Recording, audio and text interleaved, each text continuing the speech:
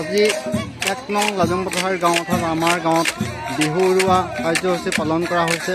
প্ৰতি বছৰে এই কাৰ্যসূচী পালন কৰা হয়।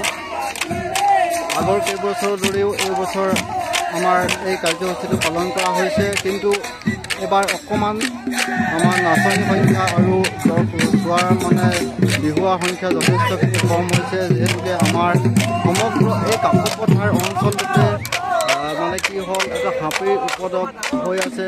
সেই হেতুকে এতিয়া মানুহবিলাক ঘৰৰ পৰা ওলাই আহিবৰ কাৰণে অলপ অসুবিধা পাইছে। সেই হেতুকে এতিয়া যথেষ্টখিনি মানুহৰ কম হৈছে, কিন্তু আগতে ইয়াত আজি বিহু উৰুৱা বুলি ক'লে ইমানেই মানুহৰ ভিৰ হয়, গাড়ী মটৰৰ পৰা আদি কৰি ৰাস্তাত মানুহৰ বাট নধৰা অৱস্থা হয়।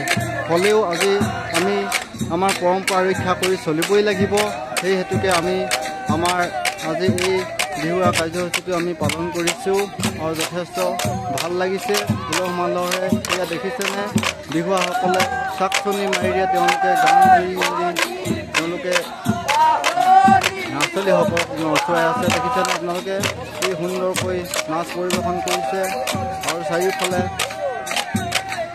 যদিও এনেকুৱা সমস্যাৰ সৃষ্টি হৈছে, তথাপিতো আমাৰ ইয়াত মানুহ ইমান বেছি নোহোৱা নহয়। এইবোৰ নাচনীবোৰ দেখিছেনে, আৰু চাৰিওফালে বাঁহ বান্ধি দিয়া হৈছে যাতে এই বেৰিকেডৰ ভিতৰত যাতে বেলেগ মানুহে প্ৰৱেশ কৰিব নোৱাৰে, তাৰ কাৰণে